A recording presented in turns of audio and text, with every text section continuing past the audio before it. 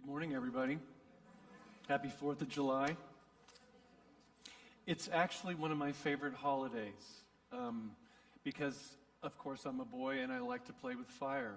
And my son's not here, so I can say that. Please don't tell him that. I have some wonderful memories and not so wonderful memories. One of my favorite ones is when we lived in central Idaho. It was the 4th of July. I had a whole pack of the really good fireworks, the ones that go bang and blow up things. Do you know what I'm talking about? The ones that you can't buy here anymore. So I was all excited. It was July 3rd. I had them all ready to go out. I woke up July 4th, and there was 2 inches of snow on the ground. So I got to go out and blow up my fireworks in 2 inches of snow, and it was really a lot of fun blowing up things that really didn't blow up during regular course of your life. And then there was the time that I was in Washington. This is not my favorite memory, but you know those pinwheel things that spin? You can't buy those anymore. It was windy and I was holding my hands around them to shield the flame. Yeah, my cousin lit it and they spun 25 or 30 times and I had burns all over my hands. But that's my boy stories of 4th of July, so I like fireworks and things, even though it cost me for a little while. Why don't you turn in your Bible to Esther chapters 1 and 2. We are almost through our big stories of the Bible. We have 2 weeks in Esther, and then we're going to spend some time in the wisdom literature. There's a team of 4 of us that are going to be talking through the book of Proverbs, the book of Ecclesiastes, and the book of Job. And then we're going to jump into the New Testament, which is going to be fun. We'll be almost 2 full years into the Old Testament. Can you imagine that? We're getting there. So today I wanted just to spend a few minutes dealing with just this text, this story. How many of you are familiar with the story of Esther? All right? A few of you are, a few of you aren't. Well, for those of you that aren't, we're going to dive into it. And for those of you that are, I'm going to hopefully share something that may stimulate your imaginations or challenge your thinking. Esther actually was a book that took place somewhere around the 5th or 6th century BC. It was actually toward the end of the reign of the kings of Judah that Esther and her family were probably taken into captivity. And so they were taken into Babylon, and all the Israelites, the Judahites, were taken into captivity. And the story actually has 5 main characters. We're going to get to 2 or 3 of them today. It's just a really cool story of God's intervention. How many of you think about this? Does God actually intervene when we don't know or we don't see Him intervening? This is an interesting part of this book because actually God is not mentioned in the book of Esther directly. It's one of the only books in the Bible that it doesn't mention God. Well, what do you mean by that? It really doesn't mention God. There's an allusion to things. There's a lot of talk about things that would have to do with God, but there's really no direct mention of God or His name in this book. In fact, a lot of events happen and you wonder, where is God in all of this? Anybody ever wonder that? Where's God in all of this? And I want to challenge us to look today and maybe think, how is God involved when I don't see Him? What does He do behind the scenes, even though I don't understand it? Because there's some big things that happen here, and if you look at this story, you'd wonder, why would God do that? Why would God allow that? In fact, I think we could even ask that question about the days that we've been in, or the days that we may go through. What, God, are you doing? Sometimes I look around and I don't see your hand. I don't see evidence. But I know that you are working. So we're going to start in chapter 1, verse 1. And we're going to talk about a king by the name of Xerxes. Now, I'm going to his name to Xerxes, and you're going to know why in a little bit. But King Xerxes was the king of the emperor, or he was the emperor of the Persian Empire, and he was a very wealthy and powerful king. He'd expanded his territory all over the known world at that time. He was one of the most powerful emperors that had ever existed to that point. So this is what happened during the time of Xerxes. The Xerxes who ruled over 127 provinces, stretching from India to Kush. At that time, King Xerxes reigned from his royal throne in the city, or the citadel of Susa. And in the third year of his reign, he gave a banquet for all of his nobles and officials, the military leaders of Persia and Media. The prince and the nobles of the provinces were present. Now listen to this. For a full 180 days, he displayed the vast wealth of his kingdom and the splendor and glory of his majesty. Can you imagine attending a 180-day party? A half a year. Think about it. A party that lasted 6 months. And the whole intention of this party was for the emperor to tell everybody how rich he was, how great he was, and to everybody look at him and say, wow, you're an amazing king. I mean, that's the intent of this king. Remember I said not Xerxes, but Xerxes, because that's coming. There's more to it. So he has a 180-day party, and he's showing off his wealth and his kingdom. And it's interesting, and it says the splendor and glory of his majesty. Who's it about? Him. Xerxes, King Xerxes. When these days were over, now listen to this, it wasn't enough just to have 180 days. When these days were over, the king gave a banquet lasting 7 days in the enclosed garden of the king's palace for all the people from the least to the greatest who were in the citadel of Susa. So a 180-day feast telling everybody how wonderful he is. Look at me, I'm great, I'm amazing. And then follow that by a 7-day party where he invites everybody into his palace in these special gardens to see how wonderful and great he is. Now, in the original, the Hebrew language, the word banquet actually is translated across into English to mean drinking. So it's interesting that this banquet, or the banquets that he's throwing, are basically a big alcoholic blitz. That's what it boils down to. So you have to understand that this is the party that he is throwing. He's extremely, King Xerxes, we got to figure this out. We've got to make a decision about who he is. He's either extremely arrogant because it's what he's doing, or he's terribly insecure. Who throws a 180-day party to celebrate themselves? You're either really extremely arrogant, or you're really trying to convince people how great you are. Verse 8, the garden had hangings of white and blue linen fastened with cords of white linen and purple material to silver rings on the marble pillars. In other words, that's describing the extravagance that was a part of his palace. There were couches of gold and silver on mosaic pavement of porphyry, marble, mother of pearl, and other costly stones. Verse 7, wine was served in goblets of gold, each one different from the other, and the royal wine was abundant. Now, I've seen pictures of some of the goblets that they've discovered from this era, and they're monstrosities. They're literally solid gold with dragons' heads that come up like this. And they have a hole where the mouth is that you put your thumb over, and you walk around with these giant monstrosities of cups. And then when you're ready to take a swig, you open your thumb and pours out. And the thing about it is that you can't set them down. You have to hold them all the time. So you have to finish what's in the cup, or it pours out all over everything. So does that give you a picture of what's going on? So wine was served in these goblets of gold, each one different from the other, and the royal wine was abundant, in keeping with the king's liberality. By the king's command, each guest was allowed to drink with no restrictions.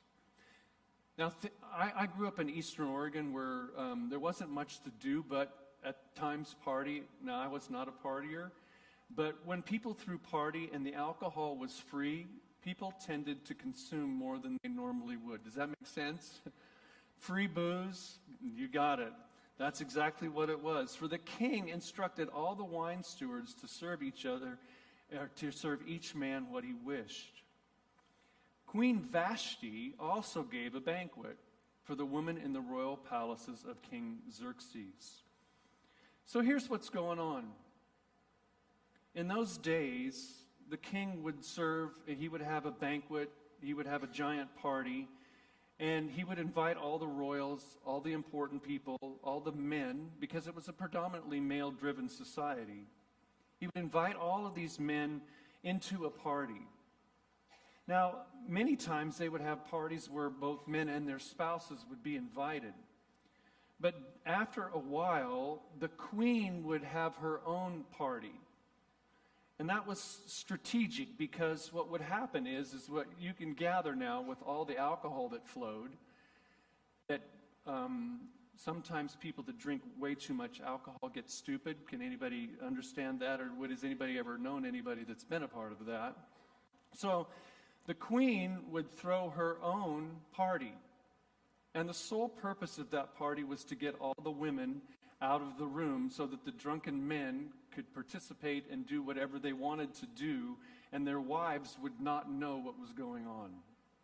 That was the sole purpose of the queen's party, to get the men on their own so that they could just do whatever they wanted to do.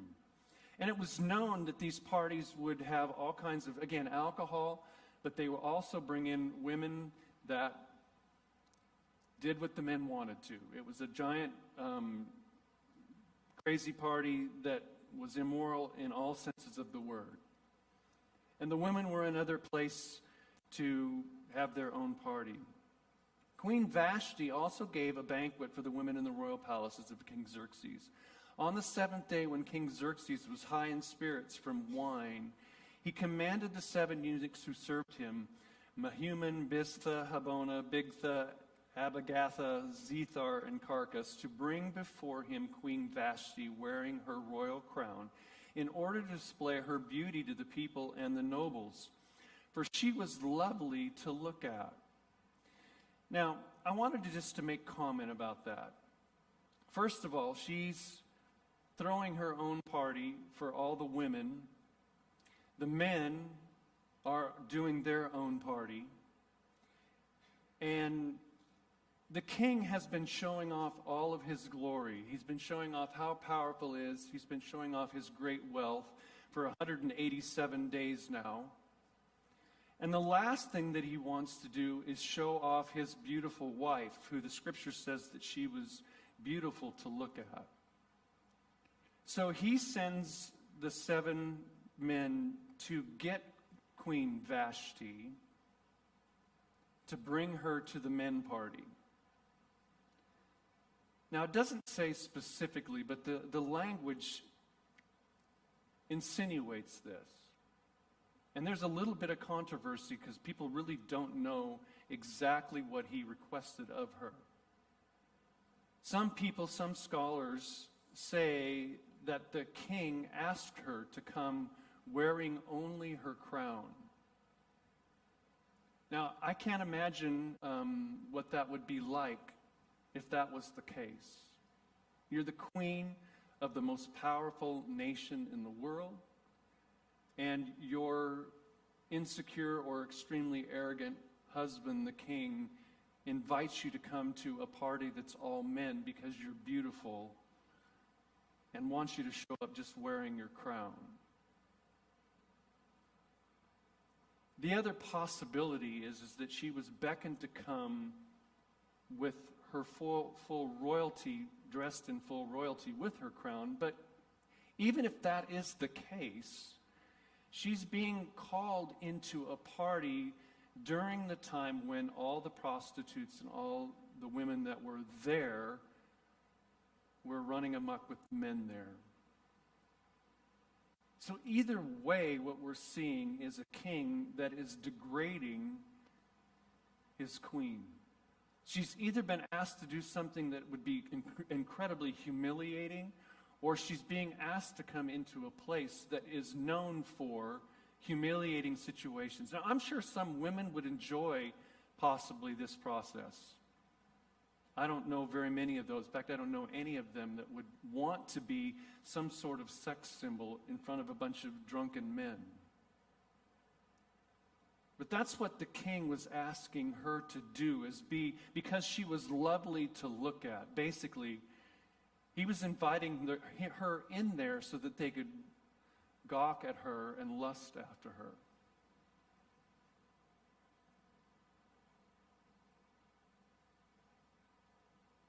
So they beckoned her to come in wearing her robes or whatever it was, because she was lovely to look at. But when the attendants delivered the king's command, Queen Vashti refused to come. Then the king became furious and burned with anger. You know, for a long time, Queen Vashti was a bit of a villain because she disobeyed the king. You know, in those days, the king's decree was law. And if you disobeyed the king, it could cost you your life. I have to put myself in some ways in her shoes. I know I'm not a woman and I don't identify as one. I'm not going down that road either. But I can't imagine what it would be like for her to be placed in that type of situation where I would be asked to become something that would be totally degrading. So she says no.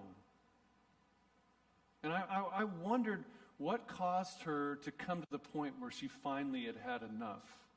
I'm sure it wasn't just this one event. Because you don't make that kind of a rash decision as queen to say no to the king. It doesn't all of a sudden just come to the pinnacle of things where you just say no, enough.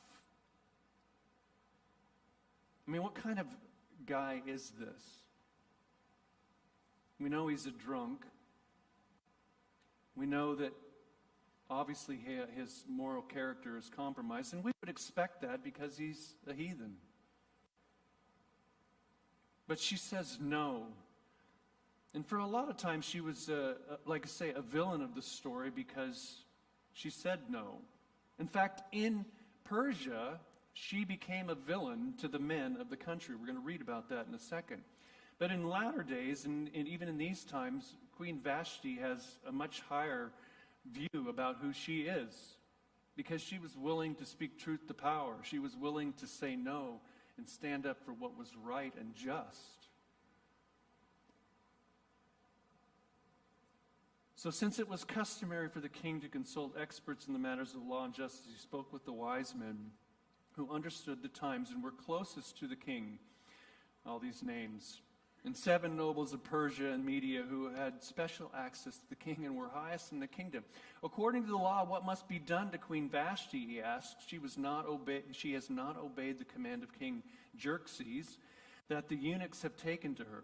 When Memucan replied in the presence of the kings and the nobles, Queen Vashti had done wrong, not only against the king, but also against all the nobles and the people of the provinces of King Xerxes. For the queen's conduct will become known to all the women, and so despise their husbands and say, King Xerxes commanded Queen Vashti to be brought before him, but she would not come.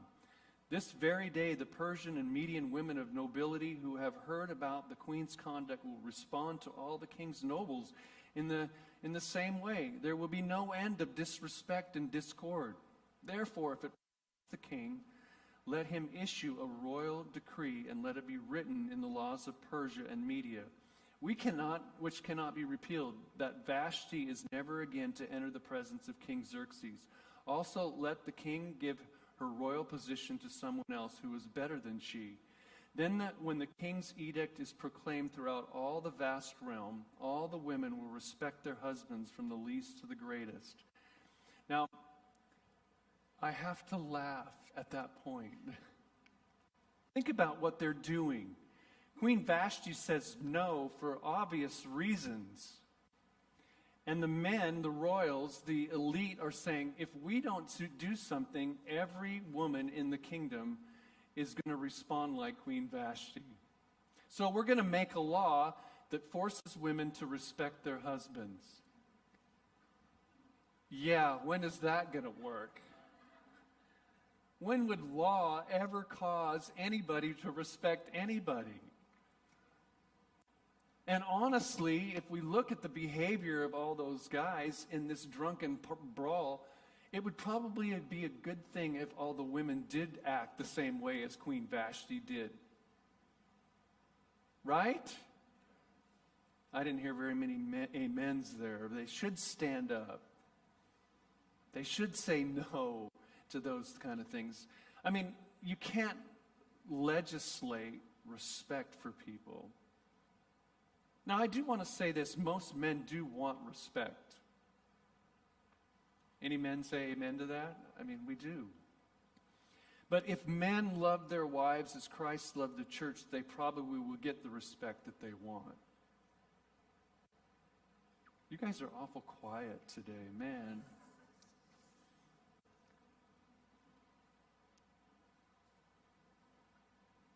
If we want the respect of our wives, our children, men, the scripture says that we're to love like Christ loved. Willing to sacrifice and give like Jesus did. Yeah, we as men like respect. There's a great book, Love and Respect, that's written. You can't legislate it. Respect is earned. Respect is cultivated. Men that can't respect women are looking for a lonely life. The king and his nobles were pleased with the advice. Boy, I wonder how well that went over. So the king did as Memucan proposed. He sent dispatches to all parts of the kingdom, to each province in its own script, and each people in their own language, proclaiming that every man should be ruler of his own household using his native tongue. So what's God doing in all of this? I mean, why do we have this story of Queen Vashti and Xerxes? I mean, it's an empire. They took over Israel. I mean, they took Judah into captivity. What's the big deal about this? Why do we have this story? Why do we need to see that Vashti rebelled and was replaced? Well, there, during this time was a very anti-Semitic attitude. I mean, you have to remember that Judah was captive. And so people didn't like the Jews. In fact, we're going to find in this book later on that there was a strategy to kill them. So is God in the midst of this thing going on in the Persian Empire, behind the scenes? We even see probably a queen making a righteous decision to say no, and gets removed. In fact, we don't really know what even happened to her. They don't know if they killed her or banished her or whatever, but here's this queen that said no. And now all of a sudden we have a vacancy for queen. And here's the part of the story that most of us remember. Later, when King Xerxes' fury had subsided, he remembered Vashti and what she had done and what he had decreed about her. I think that really means that after he made his dumb decision, he started thinking twice about it, like, man, maybe I didn't do the right thing. But it was too late. Then the king's personal attendants proposed, let a search be made for a beautiful young virgin for the king. Let the king appoint commissions in every province of the realm to bring all these beautiful young women. There's a pattern here, isn't there?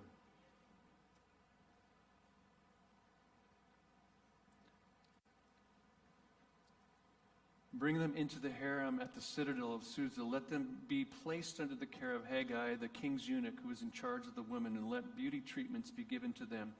Then let the young woman who pleases the king be queen instead of Vashti. This advice appealed to the king, and he followed it. Now there was in the citadel of Susa a Jew of the tribe of Benjamin named Mordecai, son of Jair, the son of Shimei, the son of Kish, who had been carried into exile from Jerusalem by Nebuchadnezzar, king of Babylon. So he'd been living in Babylon for a long period of time, and among those taken captive by Jehoiakim, king of Judah. Mordecai had a cousin named Hadassah, whom he brought up because she had neither father nor mother. This young woman, who was also known as Esther, had a lovely figure and was beautiful. Mordecai had taken her as his own daughter when her father and mother died. When the king's order and edict had been proclaimed, many young women were brought to the citadel of Susa and put under the care of Haggai. Esther also was taken to the king's palace and entrusted to Haggai, who had charge over the harem. It really seems that Esther didn't have anything to do with this process. The story tells us that she's an orphan. Her father and mother were killed. We don't know when. We don't know they were killed in Babylon or they were killed before captivity. We don't know that. My guess is that they were taken sometime because of some conflict, more than likely. And her uncle Mordecai raised her as his own. And because of her looks, because of who she was, that she was beautiful, the leaders of the empire came and took her into this process. And it seems to say that she had nothing to do with the process.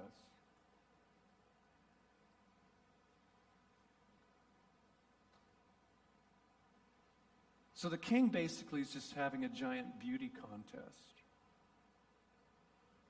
And this young, probably teenage, early 20-year-old girl, because of the term that's used to describe her, is taken by force into this beauty pageant. Now, as a Hebrew, there's a lot of stuff that's wrong with that. I mean, you just don't end up in those types of situations if you live in Judah. She's forced into a lot of compromise. And I wonder what Mordecai, her uncle, was thinking when she was taken. In fact, we know that he was concerned about her because he went daily to check on her. So here's what happened. She pleased him and won his favor. That's the king. Immediately, the keeper of the palace harem. Immediately, he provided her with beauty treatments and special food. He assigned to her 7 female attendants selected from the king's palace and moved her and her attendants into the best place in the harem. Esther had not revealed her nationality and family background because Mordecai had forbidden her to do so. Why? Because if they knew who she was, they would probably take her out. Every day he walked back and forth near the courtyard of the harem to find out how Esther was and what was happening to her. Before a woman's turn came to go into King Xerxes, she had to complete 12 months of beauty treatments prescribed for women, 6 months with oil of myrrh and 6 with perfumes and cosmetics. How many of you women would like a year-long spa, free from everything? That would be fun. And no, it wouldn't. It would be terrible. And this is how she would go to the king. Anything she wanted was given to her, taken her from the harem to the king's palace. In the evening, she would go there, and in the morning return to another part of the harem to the care of Shashgaz. What a name, Shashgaz. The king of the eunuchs who was in charge of the concubine, the king's eunuch who was in charge of the concubines. She would not return to the king unless he was pleased with her and summoned her by name. When the turn came for Esther, the young woman Mordecai had adopted, the daughter of his uncle Abihail, to go to the king, she asked for nothing other than what Haggai, the king's eunuchs, who was in charge of the harem, suggested. And Esther won the favor of everyone who saw her. She was taken to King Xerxes in royal residence in the 10th month, the month of Tebeth, in the 7th year of his reign. Now the king was attracted to Esther more than any other woman, and she won his favor and approval more than any of the virgins. So he set a royal crown on her head and made her queen instead of Vashti. And the king gave a great banquet, quote, quote, drinking party, Esther's banquet, for all his nobles and officials. He proclaimed a holiday throughout the province and distributed gifts with royal liberty. So, a Hebrew girl, orphaned and raised by her uncle, hides her true identity, gets forced into a beauty contest to become the new queen. She goes through an entire year of beauty treatments, finds favor with everyone around her. She spends a single night with the king and gets chosen as the new queen. A lot to consider. The compromise that she had to go through because of her religious values. Hebrew women were to be chaste and sexually pure when they got married. If they violated that, they were considered adulteresses. In this case, she wouldn't have, but she would have been, in a Hebrew set, she would have been considered, I would guess, raped because she was taken by force. Probably she allowed this to happen just because of her own survival. That's the only thing that I can think of. She's forced to be in a beauty pageant. She spends a night with a guy that's not her husband. And again, in a Hebrew mindset, that would have been an awful thing. It actually reminds me a little bit of the story of Joseph. Joseph's taken into captivity, sold into captivity by his own brothers. And he finds himself in multiple situations by force. And sometimes we ask the question, why does God allow bad things to happen to good people? I mean, Joseph was in jail, was accused of things falsely, but Joseph ended up second in command of Egypt, because God was actually working behind the scenes and turning the terrible things in Joseph's life into good things. Here we fast forward a few hundred years and we have a young Jewish girl that's taken into situations against her will. And you wonder, where is God in the midst of all of this? Why would God allow this to happen to a young girl? Why would God make a spot for a new queen by actually having Vashti removed? Is he a part of that whole strategy? Was it God that actually is moving about in human history to change queens? Those are hard questions to ask, and sometimes hard questions to answer. Where is God in the midst of difficulties? In fact, like I said when we started, God's not even mentioned by name in this book. Is he still a part of human history? Does he do things behind the scenes that we're not aware of? When we stand and look from a close proximity, we see a lot of things that are challenging to us, difficult for us to understand. But when we back off and look from a bird's eye view, we see the hand of God even in difficult and sometimes horrific situations.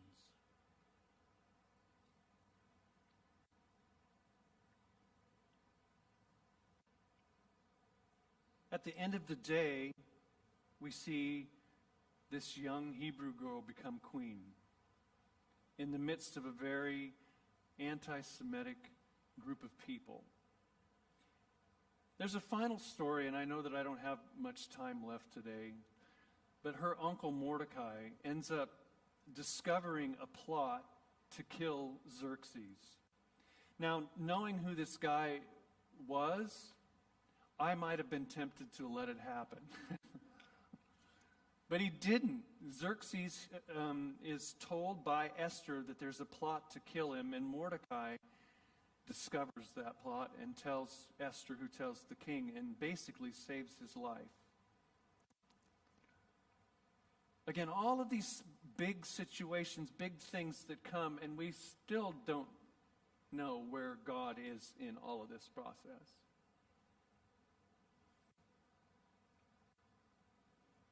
We're going to see a little bit more as we walk through the rest of this book. But the big question in all of it is that does God really, really intervene in the lives of people? Does he direct human affairs on global scales? Does he put in emperors and kings and presidents? Does he work his will through situations that we can shake our head at times? If we're honest about all the things that we've gone through in the past season, we probably can shake our heads about a lot of it. Why in the world? Where are you, God? What are you doing? What are you doing through COVID? What are you doing through governors and senators and representatives? What are you doing?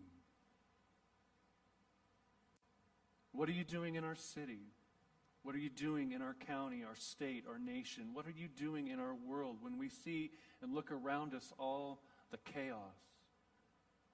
Is God sovereign? Is he really in charge? If we look at Esther and we look at this book, even though God is not mentioned, we have to come to the conclusion that he is.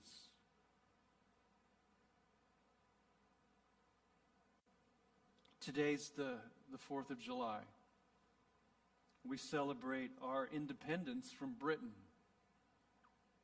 It was a rebellion against Britain. I mean, let's be honest. It was a rebellion against Britain because we didn't like what they were doing. Unfair taxation, all kinds of stuff. And I'm sure some of the Brits during those days were wondering, God, what are you doing? I'm guessing some of those early settlers were wondering the same thing. But here we are today in this place celebrating a birthday of our country because God is sovereign.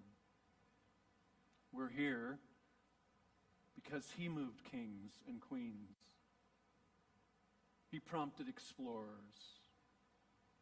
He put it on the hearts of some early settlers to hop on a boat in 1620, I believe. Isn't it the Mayflower headed across in that time? Not bad for a history guy. He is sovereign. He is moving. When we don't see him, he is doing things. He is doing things in us. He is doing things through us. He is doing things for us. And at the end of the day, he has the ability to take trash and make treasure. Amen. Let's stand.